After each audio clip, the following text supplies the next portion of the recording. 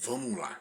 É o seguinte, esse horário eu não costumo gravar o vídeo, mas achei muito interessante. Hoje era por volta aí de umas 4h30, 5 horas da tarde.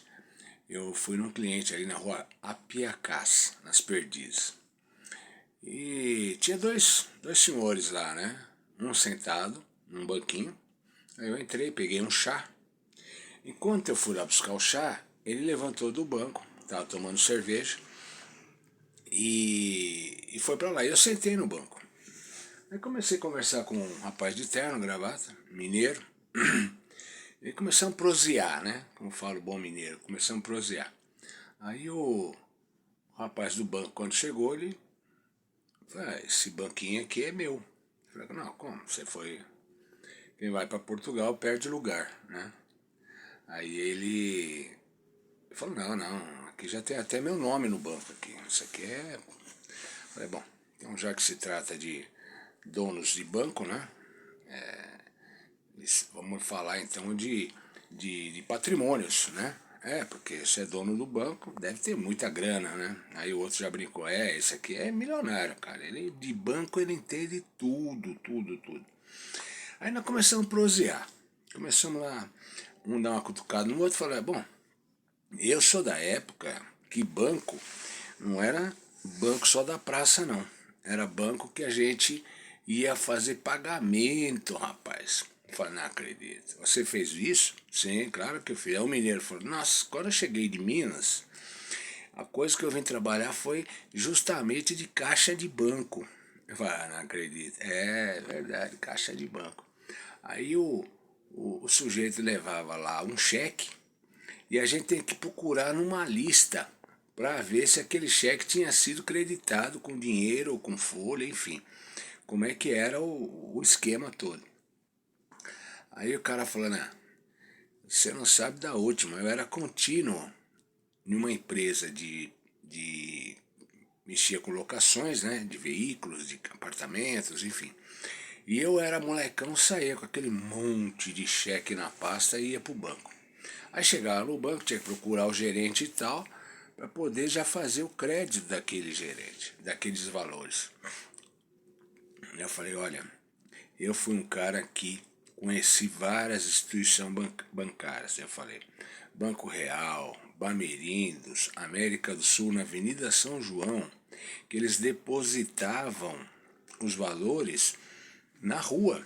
Abria a porta do banco, colocava o dinheiro ali, que um emblema do banco de ferro, né? E colocavam o dinheiro lá. Fala, você trabalhou nessa área? Ele, pode ser. Eu falei, ele falou, trabalhei na Dom José de Barros, o cara falou. E eu ia muito na Boa Vista fazer depósito nos bancos lá. E era muito engraçado porque tinha os cheques, os tipos de cheques que a gente apelidava. O cheque boi, aquele cheque que chegava no caixa assim, o caixa e o gerente falavam, E tinha o cheque nordestino. Oxe, esse cheque aqui, velho. Oxe, não tem fundo, velho. Oxe, esse não tem. Aí tinha aquele cheque gaúcho, né? Bate, que esse valor não tem no fundo, cara. Esse valor não dá para compensar esse cheque. Aí o cara pegava aquele cheque, colocava debaixo da linha ali e fazia as anotações. E fora aqueles cheques atrás, né? Que o cara virava o cheque e escrevia: esse cheque foi para tal coisa, pagamento do dia tal, referente ao documento tal, data tal, pum! E o carimbo atrás do cheque. E a gente acabou, depois assim no bate-papo, eu esqueci de perguntar sobre aqueles cheques 5 estrelas, né? Quando você tinha um valor de um cliente, ele punha 1 estrela, 2 estrelas, 3 estrelas, até 5 estrelas. E quando não tinha estrela nenhuma, então você imagina o que virava aquele cheque. E eu contei para eles que eu fui fazer uma feira no Rio de Janeiro, da Previdência, no qual eu trouxe mais ou menos uns 10, 12 mil reais só de cheques.